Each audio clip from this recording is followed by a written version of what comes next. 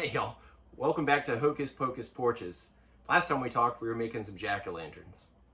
We talked about there are multiple steps in putting these together. First, it's picking up what kind of face are we going to put on there. Next, we got to put on a really cool looking stem to make it look authentic. Then we have to carve out the face. Then we have to paint the pumpkin. And then we got to put in some a fake candle, so we don't always have to run out there with real candles and maybe cause a fire hazard. And then we have to wire everything up. We're going to use some low voltage lights to make this happen. And last time we talked, we did the candles. So today we're going to wire up some lights, and let's get to it. Thanks. So first, let's go ahead and talk about what kind of lights do we use here. I started my journey on Lighthouse LEDs. It's a great company. What I really like about them, as you can see right in the middle there, it says pre-wired flickering. Otherwise, you got to do this yourself. You got to figure out how to put in the resistors and wire this up. These guys do it for you, so it makes it super easy. And they come on all different sizes, colors. As you can see, here is a smaller one, 5mm LED versus a 10 millimeter LED, much brighter output. This one over here happens to be a candle yellow gold, and this one over here is an orange LED, and I also have a blue one, which we'll show in a minute when I wire this one up. This is what I used for spotlights last year, a couple years back, actually, on one of my tombstones. I had a small stake hammered into the ground. I screwed it in with this little L bracket. This is a small piece of PVC pipe. You can see that the light is hot glued in there. And then we ran the wire to our, the wire that we use around here, because it's really easy, is the regular old speaker wire here. And the reason we like this is because it has that red stripe down the side. There we go, you can see it there. And it makes it easy when you're trying to wire things up, so you know what is positive and you always keep everything the same, so it makes it easy. Some other examples here. This is a little mini spot that we created. It's using this little light here. And this little piece of green is small little garden wire that if I put a screw in a wall or a chair rail, then I can run this wire all the way around and then position and aim it exactly where I want it to go. This one here, I just happen to wrap with some black electrical tape to keep everything closed up. And again, you can see you just got to wire up the other end to some of the speaker wire. These are the big lights that I use in my pumpkins. Again, I mentioned that I've got a really bright street light out there. So when I went through the iterations, it was regular natural candlelight. Then it was the LEDs, the little candles you could buy, candle lights that you could buy with the little switch in the bottom. And we spent too much money on the batteries. Then I finally got these LEDs from Lighthouse, and I put them in one of these candles that we showed the other day. Here's an older one. You can still see some of the wires hanging out of this one, but this still wasn't bright enough. It was bright in my garage when I turned off the lights. It looked great, but out front with that bright street light, it just didn't do the trick. So I did more research, and I found these are built for trailer hitches. I flipped it upside down. The light actually sticks out this part, but I needed some way of getting it up off the ground so the wires could come out and I could stick them out the back of the pumpkin. So it's a real simple. I flip it inside out, put a little hot glue in there so it sticks, cut a small little notch in the side for the wires to come out, and then, as we'll show in another episode, we do our soldering and put this little shrink wrap sheathing on it. Again, back to the same wire. And then there are also some people, I bought these, I've never tried them yet. These are for LEDs for your car. It's very similar to this concept here, except it's one single bulb, goes out to a similar low voltage wire. And again, if you're gonna run this through a candle, you're gonna need some way of, how am I propping this up inside, holding it there? Maybe it's a smaller cylinder like this that I'm running it inside. Run this wire through that small little cylinder. It sits right on top there, and then that's super glued inside your, or I keep saying super glued. It's hot glued inside your pumpkin. So maybe this is a teeny tiny candle that you're putting inside your pumpkin with this nice bright light. But this one does not flicker. So you'll have to figure out downstream, how am I going to make this flicker? And I'm going to do that programmatically through some sort of a box that everything connects to, or you're going to add in another little flickering device before you get to the house. So first step is we got to prepare the wire. I cut it off the spool off camera. I separated the wire a little bit. Then I take my snips. This is 18 gauge, so I do my selector to 18. I use that little hole at the end, put it in, and then pull.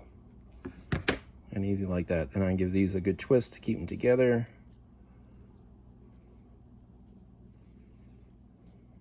Then what I'm going to do is reach over to my box over here. These are little heat shrink tubings. This is to protect the bare wire that's sticking out, because it will short. It will go out. It's not, again, it's low voltage, so it's not can make your house catch on fire or anything like that, but it will make your lights go out on Halloween, and that would be bad, because then you're troubleshooting instead of having fun. So you put a little heat shrinks on there, open it up, move it over, and I'm going to use these helping hands and go ahead and grab this one here, and then we'll just pull this out of the way. Whoops, there we go. And then since these are smaller, I bring this all the way up to the 22. It's not coming in focus, but just trust me, I move the dial to the 22. I get it into that little cutting hole, pull the wire, pull the sheathing off, and then I'm going to hang this. I'm going to get a large heat shrink, put it over this side. That way I can make everything nice and neat. And I'm going to, sorry about the camera angles, hang this one right there.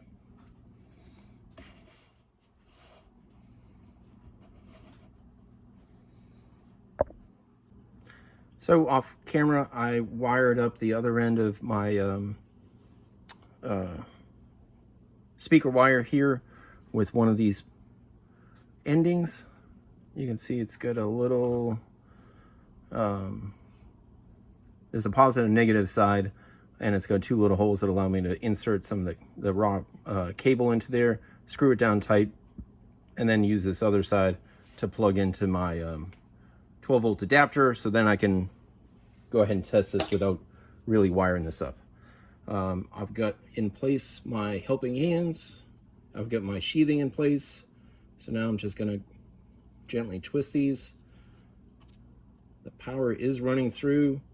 It's 12 volt. This is not going to hurt you. But as always, use caution. I do like to run this when it's running. So therefore, I can see that light, magic light, to know I've wired everything up correctly. So next step is we've got my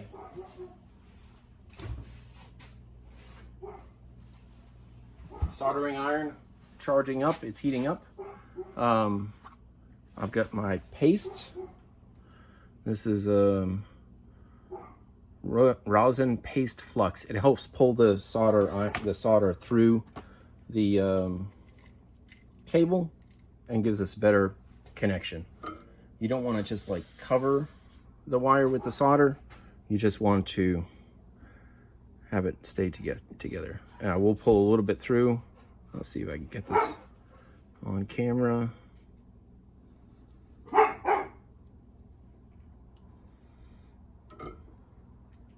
Sorry, stepped away for a minute. The dogs were losing their minds, so I had to go see what was going on.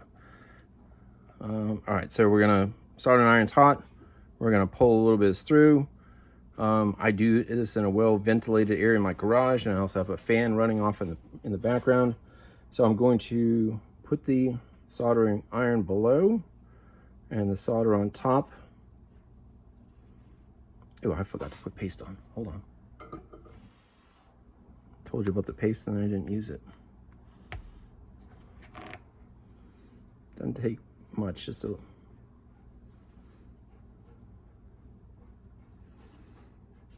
does take a little bit to slather it on there, but just enough to, you'll see in a minute. It'll boil up and then it'll pull everything through. All right, we're still hot. We're still good to go. Go on the bottom and on the top, a little bit of smoke.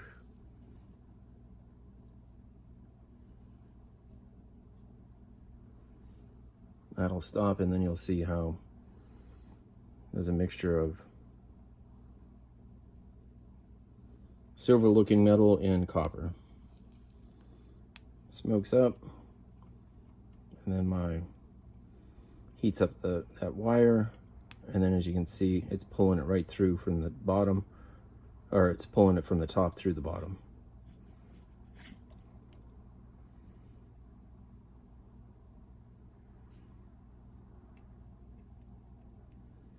And there you go. That might be more than what's needed.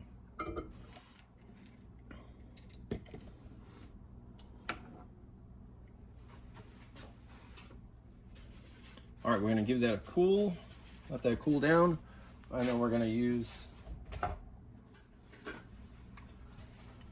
our heat gun, and we're gonna shrink those connections. Shrink the tubing. Let's leave this up.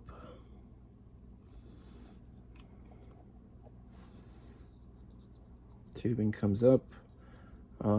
You'll just have to get a feel for this. I give it a little twist as I'm rotating around to get around the middle because it's not perfectly flat. So there we go. I'll just see if I can show you. So if we don't put this on, watch the light.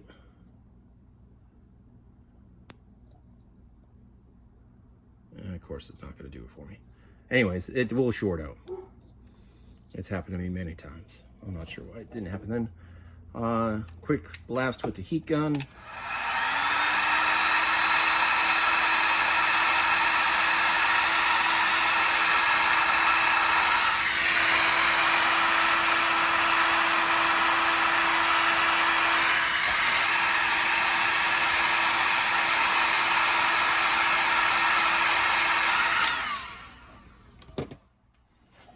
Then we'll hold this end up.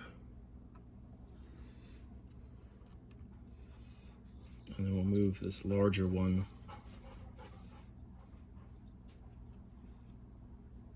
down.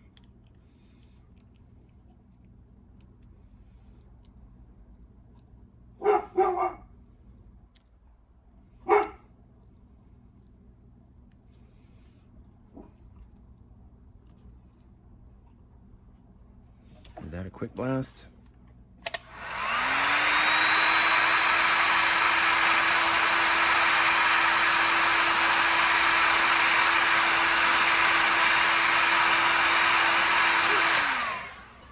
All right, so that's done. Let's plug in our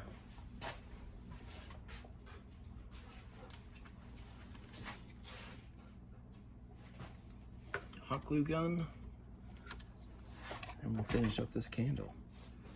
I typically do a lot of soldering all together, and then I come back around for, I try and put like a conveyor belt kind of, or assembly line. I try and put every individual parts together and then combine it all at once. All right, hot glue gun is ready. Let's go ahead and disconnect this.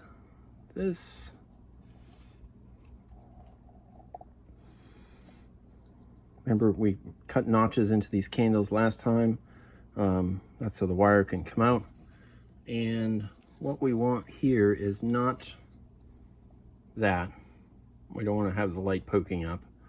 We want it just below the surface, so it will cast a little bit of reflection around here. and then whatever's above it, as you can see right there, it's going to light up. So if it's inside a pumpkin, even though you can't see the light, it's still going to light up above, and it's still going to give that flickering effect. Let's see if I can get this angle. There we go. I'm going to hold it with my left thumb and then come in from the top and give it a good layer of hot glue.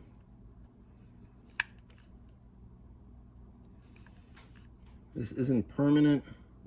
It does hold pretty strong, but if you do need to move it, do need to take it apart, you can most certainly do that. I'll show you from a different angle. All it really is hot glue to the side. Before it fully sets, I'm going to move it so that cable can come out the back. And then it's just a matter of holding it in place while it's drying.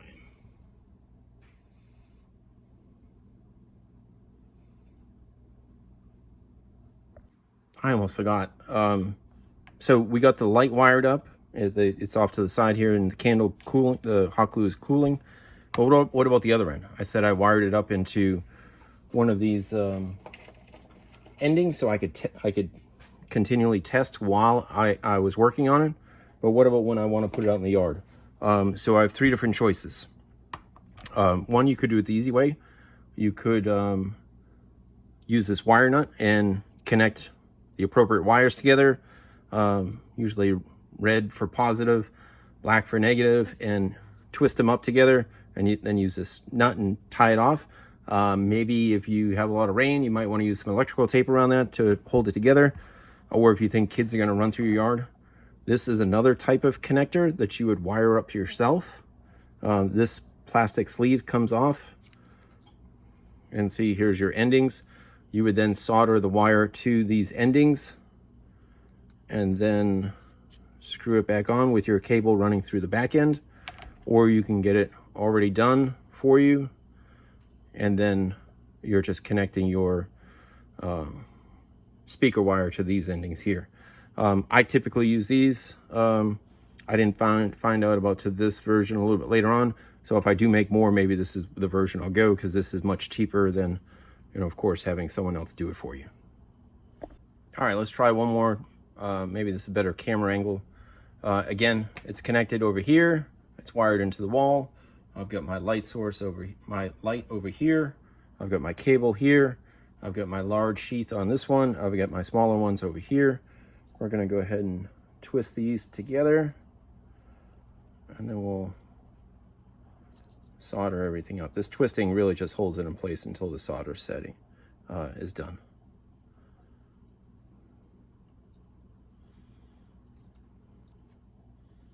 Again, I'm not an electrician, if I haven't said that before, so if you got comments on my soldering that are productive, please go ahead and make them. Love to hear back if I'm doing this, if there's a better way to do it. So lights up. We're gonna get some of our paste, put it on.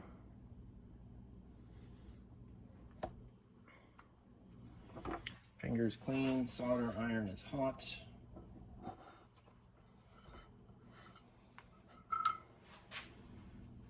Let's get some wire.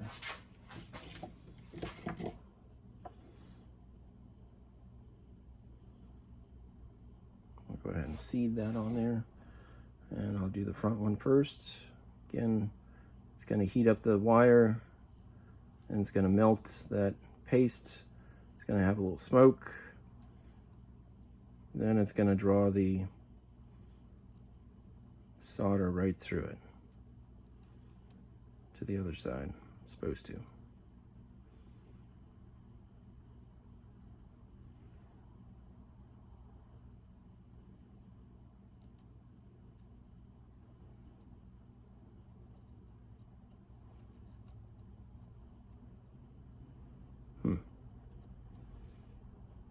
Sometimes the work goes really well, sometimes it doesn't. I'm not going to lie about that.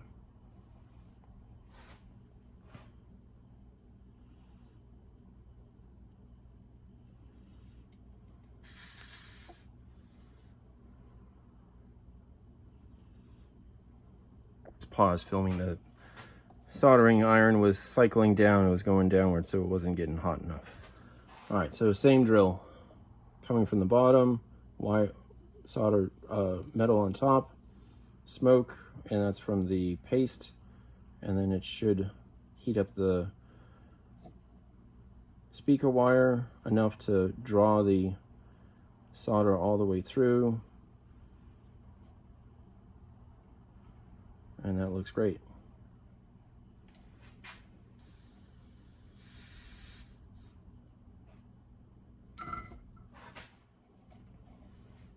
As you can see, we're still lit up. All right, let's turn off this soldering iron. Let's get hot. Give this cable a minute to cool off.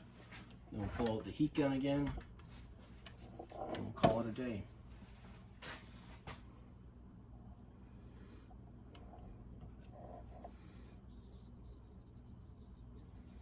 One, two, heat gun.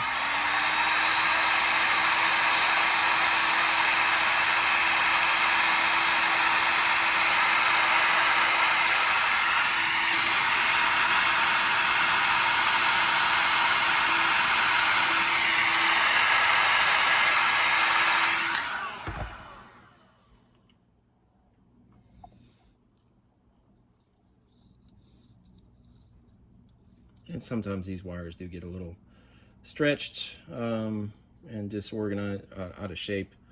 Like I said, not a pro. Just do this for Halloween. And I'm not sure this is going to want to go in there. Maybe it's the heat that stretched that out.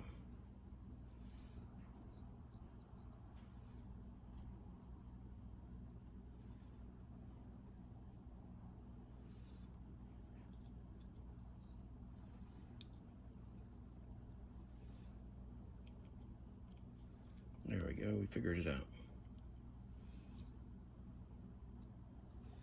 And one last heat gun.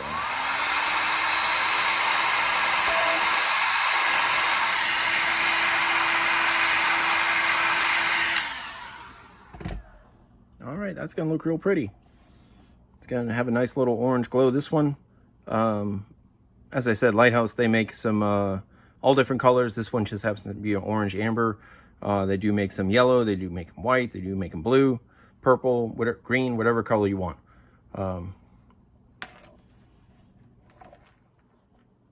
Hey, thanks for watching. Hope you had a good time with this session on how to do some soldering, light soldering, how to connect up your lights, the different types of lights we use. And next time we see each other, we'll be working on the actual pumpkin. Have a great one. See ya.